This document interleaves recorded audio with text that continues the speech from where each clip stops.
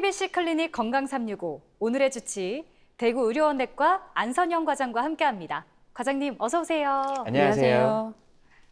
대구의료원 내과에서 근무하고 있는 안선영입니다. 네, 반갑습니다.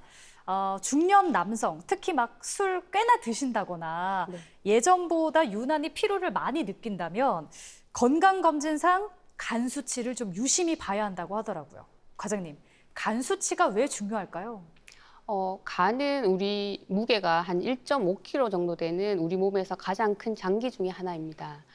간은 여러 가지 기능을 하는데 에너지를 관리하고 그다음에 체내 독성 물질을 처리하고 그리고 혈액 응고인자를 만들어내고 호르몬 대사에도 관여를 하고 간 내 쿠퍼 세포를 이용해서 살균 작용도 하고 그리고 담즙 생성을 해서 소화와 배설을 돕는 중요한 장기입니다. 그래서 간의 이상을 확인하는 것이 중요하겠습니다. 그렇지만 간 질환은 초기에는 거의 증상이 없고 자각 증상이 나타났을 때는 이미 병이 진행돼서 돌이키기 어려운 경우가 많습니다. 네. 따라서 간 기능은 증상이 나타나기 전에 검진을 통해서 조기에 간 질환을 찾아내야 하겠습니다. 그리고 간은 이제 다른 질환을 치료할 때 그 간 독성이 생길 수가 있기 때문에 약제 부작용을 확인하기 위해서도 간 기능 검사를 함께 하게 됩니다. 네. 간의 무게는 뭐 1.5kg 정도밖에 안 되지만 모든 장기가 그렇지만 간도 정말 열심히 열일을 하고 있거든요. 네. 우리가 검사지를 보면 우리 예은 씨 말한 대로 혈액 검사 중에 이제 간 수치가 나오잖아요. 근데 이 혈액 검사 중에 간 수치도 또 종류가 나뉜다고 알고 있습니다. 네. 간 기능 검사에는 아스팔트산 아미노 전이 요소인 AST, 그리고 알라닌 아미노 전이 요소인 ALT, 알칼리성 포스파타제인 ALP, 감마 글루타밀 전이 요소인 감마 GTP, 그리고 빌리루빈, 총단백, 알부민, 프로트롬빈 타임 등이 있습니다. 이러한 간 기능 중에서 AST, ALT, ALP는 간 세포 손상을 나타내고 그리고 알부민이나 프로스롬빈 타임 같은 경우에는 간의 합성 능력을 반영하고 그리고 빌리루빈은 간의 배설 능력을 반영하게 됩니다. 그래서 이런 혈액 검사를 조합을 해서 상승된 정도 그리고 그 비율을 따져서 이게 어떤 질환인지를 확인하게 되고 그 결과값들이 떨어지는 속도, 변화되는 속도들도 다 다르기 때문에 이것을 다 확인해서 병을 진단하게 됩니다. 네.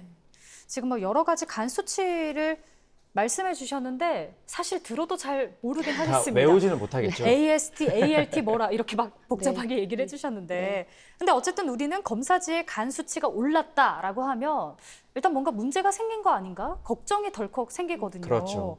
그럼 대체 간 수치의 상승은 뭘 의미하는 걸까요? 혈액 검사에서 보이는 간 수치 손상은 간 손상을 나타내는 건 맞습니다. 그렇지만 이게 이상이 있다고 해서 다 간 손상을 나타내는 것은 아니고 네. 이런 간 기능 혈액 검사는 다양한 원인에 의해서 상승할 수 있습니다. 간 기능 이상을 일으키는 원인은 크게 간염 바이러스, 그리고 알코올 섭취, 그리고 지방간으로 표현되는 대사 이상 질환, 그리고 약물 독성이 있을 수가 있고 그 이외에 고열이 나거나 심장 이상, 다양한 내분비 질환, 자가 면역 질환, 근육 손상 등도 간 기능 이상을 보일 수 있습니다. 그래서 간 수치 손상이 나타나면 내과 진료를 통해서 그 원인을 파악하는 것이 중요하겠습니다. 그러면 저희도 과장님 간 수치가 어느 정도일 때 정상인지를 미리 한번 알아두면은 굉장히 유용할 것 같거든요. 네. 근데 이 수치가 혹시 나이에 따라서 이렇게 범위가 좀 달라질 수도 있을 것 같거든요. 나이에 영향을 받습니까? 간 기능 검사는 AST, ALT, 감마 GTP가 대표적인 검사이고 이 수치는 보통 한 40 정도를 기준으로 정상치를 나뉘게 됩니다. 그렇지만 이제 나이별로는 큰 차이는 없는 것으로 알려져 있고 AST, ALT, ALP 정도는 어린 나이에 성장기 어린이에서는 상승되는 경향이 있을 수는 있습니다. 그리고 여성분들한테서는 한 35 정도를 기준으로 해서 정상치를 나뉘게 되는데 그 이유는 여성분들이 간 사이즈가 작고 근육량이 적기 때문입니다. 네. 지금 여성의 간의 크기가 좀 더 작다고 하셨는데 앞에서 보통 간의 무게가 1.5kg이라고 하셨잖아요. 그럼 여성은 몇 킬로그램 정도가 될까요? 그게 정해진 킬로그램이 있는 건 아닌데 네네. 비교적 여성분들이 1.5kg보다는 비교적 적은 걸로 알려져 있습니다. 아, 그렇군요. 알겠습니다. 그러면 과장님, 간 손상이 심할수록 이 수치가 올라가는 건가요? 간 수치는 40 이상을 보통 기준으로 했을 때 약간 상승하는 경우도 있지만 보통 급성 간염인 경우에는 이 수치가 한 수천까지 올라가는 경우도 있습니다.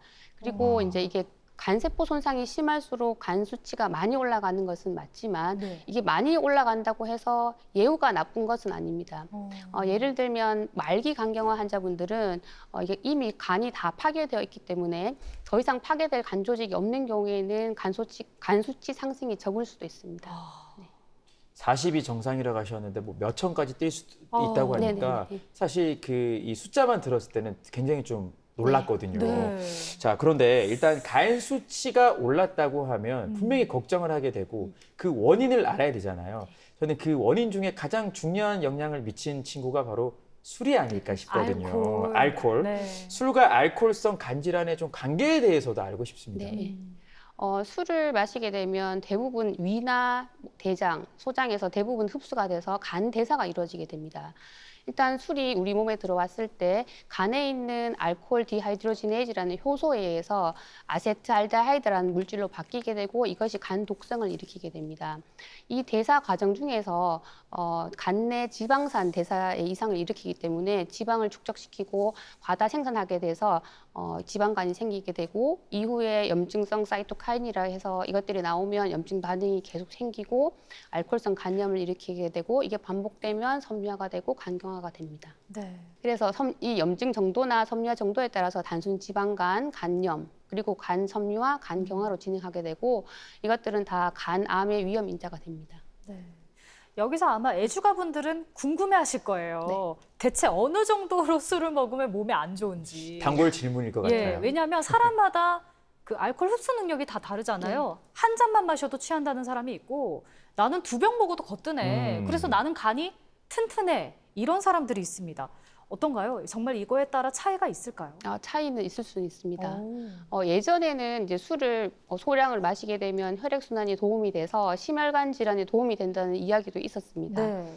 그렇지만 알코올은 실제로 구강암, 그다음 인후암, 식도암, 간암, 후두암, 결장암, 유방암 등 최소 7가지 유형 이상의 암을 유발시키기 때문에 이미 WHO에서는 건강을 위한 적절한 간 섭취는 없다라고 선언을 했고 예. 그리고 우리나라 보건복지부에서도 한두 잔의 술도 마시지 말 것을 권고하고 있습니다. 네. 그래서 이 술의 종류에 따라서 다르지만 술잔 크기도 다르듯이 한 잔의 술에는 알코올 양이 다 일반적으로 7에서 14g 정도 정해져 있어 들어가 있고 일반적으로는 남성은 20g 이상, 소주 2잔 이상, 그리고 여성은 그보다 적은 10g 이상, 소주 1잔 정도만 마시게 되면 이미 간 손상이 시작한다고 알려져 있습니다. 네. 그래서 개인의 대사 능력, 영양 상태, 성별, 유전적 요인에 따라서 더 적은 양으로도 간 손상은 발생할 수 있습니다. 그리고 또 특히 문제는 요즘에 이제 젊은 여성분들이 알코올 섭취량이 굉장히 빠르게 늘고 있고 이로 인해서 간 질환자가 빠르게 늘고 있습니다. 네. 그 원인은 여러 가지가 있는데 여자분들의 이제 사회적 활동이 늘면서 음주 기회가 늘고 그리고 여성을 마케팅으로 한 이 마케팅 시장이 커지게 되었고 그리고 드라마나 SNS 통해서 음주를 허용하는 사회적 분위기 때문에 여성의 음주량이 급격하게 늘고 있습니다. 여성의 음주량이 급격히 늘고 있다고 했는데 그 얘가 제 와이프입니다. 제가 아하. 따라갈 수가 없어요. 간접할 수 없을 정도인데 네. 이 알코올로 인해서 그러면 간 손상에도 남녀 차이가 분명히 있겠네요. 네, 그렇습니다. 남성과 여성이 같은 양의 알코올을 섭취했을 때 여성이 간 손상이 훨씬 심하게 나타납니다. 어머나. 그 이유는 이제 같은 양의 알코올을 섭취를 해도 여성의 혈중 알코올 농도가 훨씬 높기 때문입니다. 네. 그 이유는 이제 여성분들은 체중이 적기 때문에 혈중 농도가 올라가게 되겠고, 그리고 이제 그 섭취된 알코올이 위에 들어왔을 때 배출되는 속도가 여성이 훨씬 더 늦게 통과가 됩니다. 그래서 위장에서 더 많이 흡수가 돼서 혈중 알코올 농도가 높아지게 됩니다. 다음으로는 이제 호르몬 차이가 있기 때문입니다. 술을 마시게 되면 여성 호르몬인 에스트로겐이라는 거기에 대한 리셉터가 증가를 하게 되는데 남자, 여자 모두 다 리셉터가 증가를 하게 됩니다. 그래서 술을 마시면 에스트로겐 레벨이 올라가게 되고 그렇게 되면 간에 작용하는 에스트로겐이 남성에서는 간세포 합성에 약간 도움을 준다는 얘기도 있지만 네. 여성분들은 오히려 그 반대 작용을 한다는 실험 결과가 있습니다. 그리고 이 에스트로겐이라는 이 호르몬 자체가 성장 호르몬 성장 호르몬을 촉진시키는데 이 성장 호르몬이 이제 그 알코올을 분해시키는 효소를 촉진시키기 때문에 아까 말씀드린 아세탈데하이드 레벨이 올라가게 됩니다. 그래서 여성분들은 원래 에스트로겐 레벨이 높기 때문에 아세탈데하이드 레벨이 높습니다. 그래서 여성분들은 적은 양의 알코올을 섭취를 해도 간 손상이 심하게 나타나게 되고 그리고 간 경화도 이른 나이에 발생하는 것으로 알려져 있습니다. 네. 지금 말씀해 주신 걸 들으니까 좀 알코올이 얼마나 우리 몸에 해로운지 좀 느끼게 되고요. 네. 분위기에 휩쓸려서 한두 잔 이렇게 마시는 건 좋지 않다라는 생각을 해봅니다. 그렇습니다. 알코올성 간질환의 치료, 일단 뭐 당연히 금주가 우선이겠지만 이게 말처럼 끊기가 쉬운 네, 일은 맞습니다. 아니잖아요, 네. 과장님. 알코올 중독에 대한 치료도 필요할 것 같은데 네, 그렇습니다. 구체적으로 그럼 치료가 어떻게 좀 이루어질까요? 결국은 알코올 간질환은 술을 끊는 것이 가장 중요하게 되겠습니다. 지방간 단계에서 술을 끊으면 완전 회복이 가능하지만 음주를 계속하게 되면 8에서 20% 정도 간 경변증으로 진행하게 됩니다. 그리고 이미 간 경변증으로 진행된 환자라도 금주를 하게 되면 합병증과 사망률을 줄일 수도 있습니다. 그래서 알코올 질환은 적극적으로 진단하고 조기에 개입하는 것이 중요하게 됩니다. 네. 그렇지만 실제로는 아까 말씀하신 것처럼 알코올 간질환 환자들은 중독된 경우가 많아서 스스로 끊기가 매우 어렵습니다. 네. 그래서 저희 대구의료원에서는 알코올성 간질환 환자를 다양하게 접근해서 치료를 하고 있습니다. 예를 들면 먼저 술에 취한 주치자가 응급실을 방문한 경우에는 저희는 주치자 센터를 통해서 응급치료를 받게 됩니다. 일반적으로 술에 취한 환자는 자신의 증상을 제대로 표현할 수 없기 때문에 오히려 중증 질환을 놓치게 되거나 방치되는 경우도 흔히 있고 그리고 폭음으로 인해서 알코올 중독 시에는 간부전으로 가는 경우도 많기 때문에 주의 깊게 관찰이 필요합니다.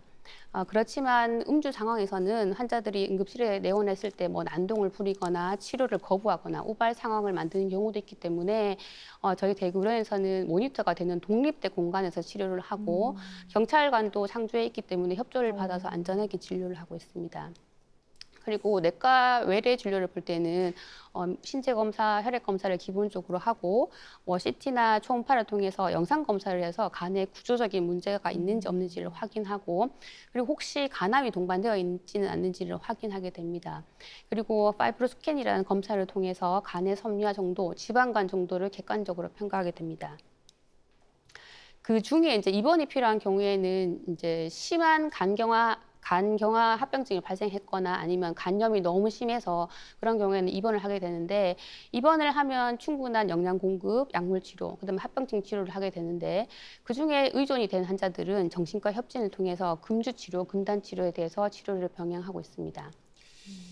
그리고 알코올 간질환 환자들은 지속적으로 이제 음주를 하기 때문에 뭐 사회적 관계, 이미 가족 관계가 다 끊어져 버려서 퇴원하게 되더라도 도움을 받지 못하는 경우가 참 많습니다. 그래서 저희 대구의료원에서는 퇴원 시에는 퇴원 환자 연계 사업을 통해서 사회에 나갔을 때 음주 재발을 방지하기 위해서 노력하고 있습니다. 연계 사업까지 네, 또 네.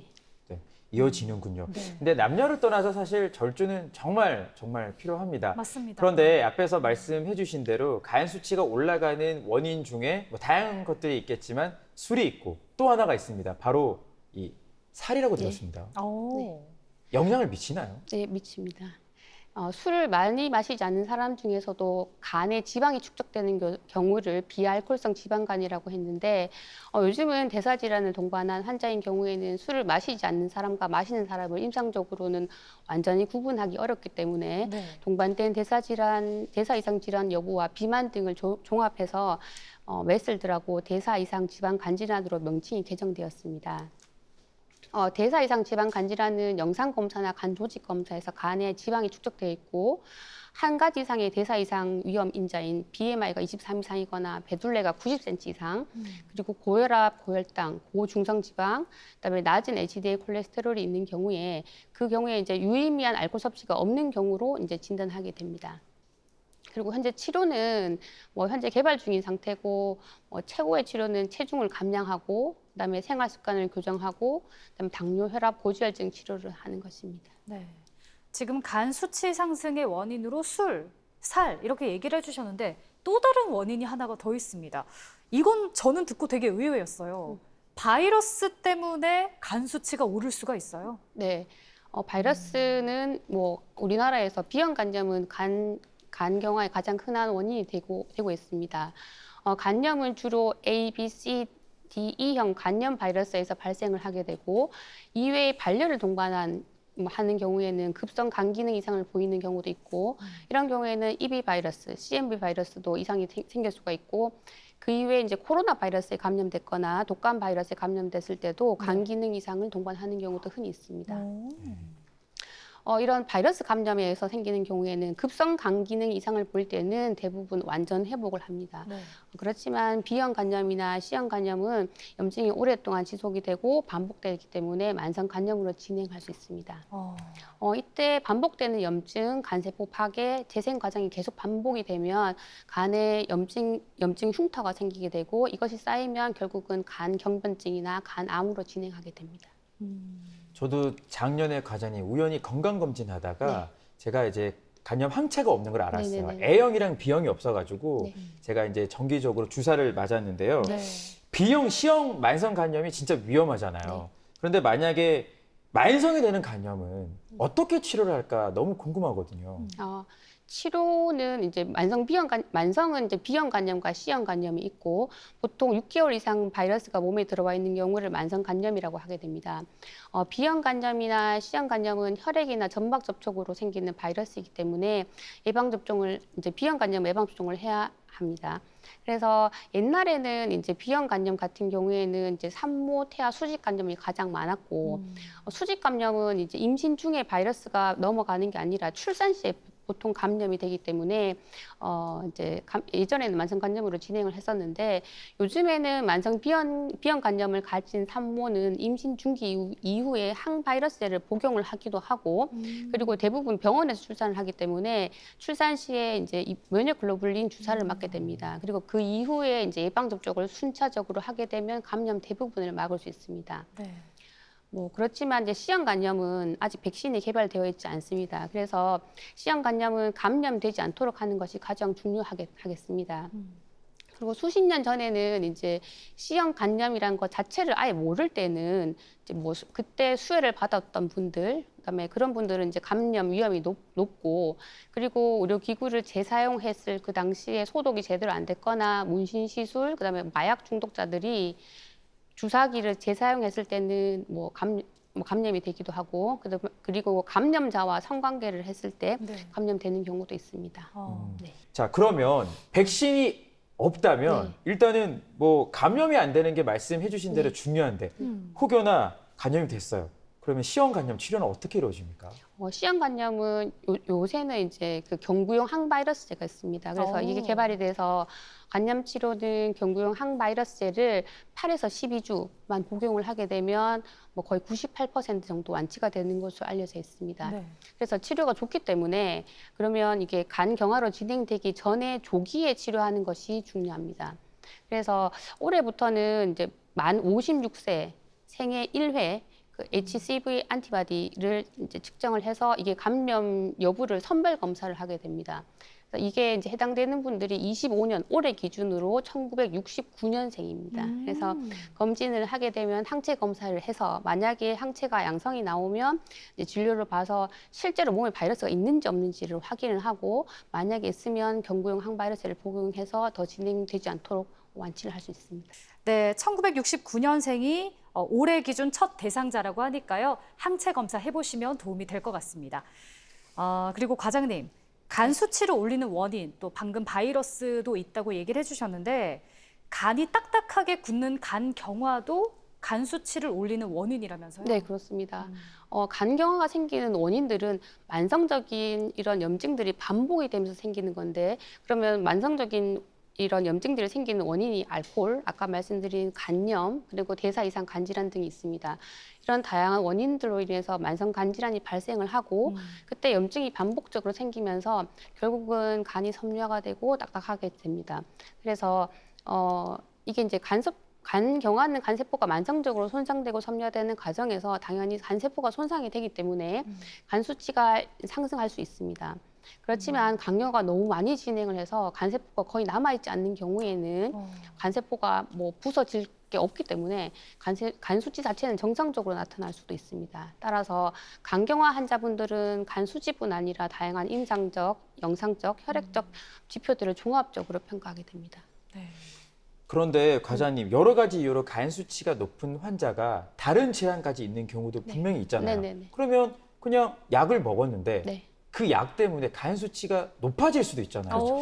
야, 이게 문제일 것 같은데요. 네. 이럴 때는 어떻게 치료를 할까요? 네. 보통 우리가 이제 복용하는 약들은 대부분 이제 간 대사를 하거나 신장 대사를 하기 때문에 치료 목적으로 약을 먹더라도 간 기능이 상승하는 경우도 있습니다. 그리고 이미 간이 나쁜 사람들, 만성 간 질환을 가진 환자분들도 다른 질병 치료를 위해서 약을 복용을 해야 되는 경우가 흔히 있을 수 있습니다.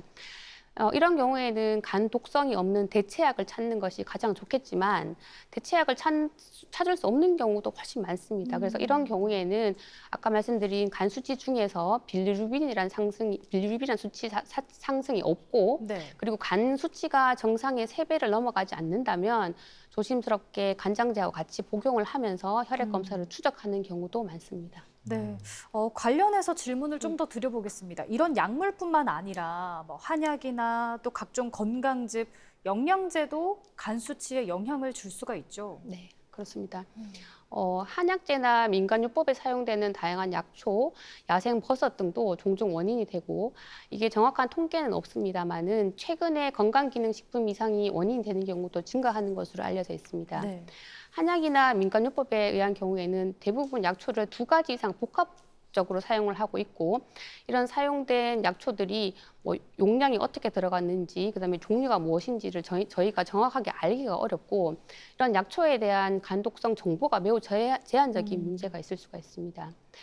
그리고 최근에는 다이어트 식품, 건강기능식품들로 인해서 간 손상이 증가한다는 보고도 있습니다. 그래서 약을 복용을 할 수도 있지만 너무 다양하게, 너무 식품을 많이 복용하는 것은 좋지 않겠습니다. 네. 요즘 워낙 또 정보가 많다 보니까 이게 뭐 간에 좋아 이래서 여러 음식들 또 약들 챙겨 드시겠지만 반드시 또 전문가의 상의가 필요한 것 같습니다. 그런데요, 제 주변에 보면 정말 열심히 운동하는 친구가 있어요. 근데 그 친구가 간 수치가 굉장히 높게 나왔거든요. 어머나. 너무 이제 황당해가지고 예. 저한테 이야기를 한 적이 있는데 이게 뭐 수치가 왜 이렇게 올라가는 걸까요? 굉장히 흔하게 접하는 환자분 중에 하나입니다. 그래요? 네, 그래서 최근에는 젊은 분들이 이제 헬스장을 뭐 며칠 심하게 운동을 했다, 그리고 더운데 뭐 등산을 갑자기 했다, 그리고 마라톤을 뭐 며칠 했다, 뭐 이런 어머. 분들이 많고 네. 이러면서 피곤한 증상을 동반하면서 간 기능 이상을 보이는 경우가 흔히 볼 수 있습니다. 그래서 간 기능 이상은 간 질환이 없더라도 이상 소견을 보일 수가 있습니다. 그 이유는 간 기능 검사인 AST라는 이 효소 자체가 간세포 외에 뭐 심장, 근육, 콩팥, 췌장에도 존재하는 효소이기 때문에 무리하게 갑자기 근력 운동을 했을 때 근육 세포가 손상되면서 AST라는 수치가 갑작스럽게 올라갈 수가 있습니다. 그런데 이제 대부분은 뭐 저절로 좋아지는 경우가 많고 한 달 이내 대부분 좋아지지만 이게 심하게 올라가는 경우에는 이제 입원을 해서 수액 치료가 필요한 경우도 있을 수 있습니다. 네. 아무래도 간염을 예방하기 위해서는 백신, 또 예방 접종이 중요하잖아요. 네. 간염 백신이 필요한 분명히 대상이 있을 것 같고요. 어떻게 접종이 이루어지는지도 궁금하거든요. B형 간염이나 A형 간염의 예방 백신이 있고 우리나라는 둘 다 영유아기 필수 예방 접종입니다. 특히 B형 간염은 이제 고위험군, 만성 간질환자, 혈액 투석자, HIV 감염자, 혈액 제제를 자주 투여받는 환자, 그리고 B형 간염 혈액에 노출될 가능성 환경이 있는 사람들, 이런 사람들은 3회 접종력이 없을 때, 그리고 감염된 적이 없는 경우에는 항체 검사를 해서 만약에 없다면 3번 접종을 하게 되는데 0, 1, 6개월 간격으로 맞게 됩니다. 저는 그게 궁금했어요. 왜 이렇게 한 번에 맞는 게 아니라 저도 병원에서 뭐 한 달 뒤에 오세요, 6개월 뒤에 오세요 이렇게 문자가 오더라고요. 네네. 맞아요. 이유가 있나요? 처음에 이제 그 예방 접종을 하게 되면 주사를 맞고 그다음에 이 항체에 대한 인식을 하고 그다음에 항체에 대한 공고화 과정이 필요하기 때문에 3번 연속 맞게 됩니다. 알겠습니다. 네. 자, 간은 탈이 나도 별다른 이상이 없기 때문에 저희가 침묵의 장기라고 하잖아요. 하지만 간이 보내는 경고가 있을 때는 무시해서는 안 되겠습니다. 평상시에 그만큼 간 수치 관리가 중요할 텐데 과장님, 간 수치 관리할 수 있는 좀 꿀팁이 있을까요? 특별한 꿀팁이 있다기보다는 먼저 이제 이상이 보일 때 적절한 진료를 꼭 보는 것이 중요하게 되겠고, 그다음에 진료를 볼 때 적절한 문진, 신체 검사, 주기적인 검사를 하는 것이 중요하게 되겠습니다. 그리고 그 원인이 파악되면 간 기능을 악화시킨 원인을 제거를 하는 것이 중요하게 되겠습니다. 그래서 만성 간 질환으로 진행된 환자가 섬유화가 되지 않도록 그렇게 하는 것이 가장 중요하겠습니다. 네. 그럼 이미 간 질환을 앓고 계신 분들은 어떻게 하면 좋을까요? 이미 간 질환이 있는 경우에는 추가적인 악화를 막기 위해서 금주를 하고, 그다음에 네. 불필요한 약물을 하지 않도록 하고, 예방 접종을 해서 추가 감염이 되지 않도록 하는 것이 중요합니다. 그리고 아까 말씀드린 체중 관리, 혈압, 혈당 관리를 하도록 해야겠습니다. 만성 간 질환자들은 국가 암검진이 이제 등록되기 때문에 간 초음파나 간암 표지자 검사를 통해서 암을 조기에 발견하는 것이 가장 중요하도록 하겠습니다. 네, 간염이나 간경병 같은 만성 우리 간질 환자는 만 40세부터 우리 6개월간 주기적으로 반드시 간암 검진 받으시면 좋겠습니다. 오늘 도움 말씀에 대구의료원 내과 안성명 과장님 함께했습니다. 좋은 말씀 감사합니다.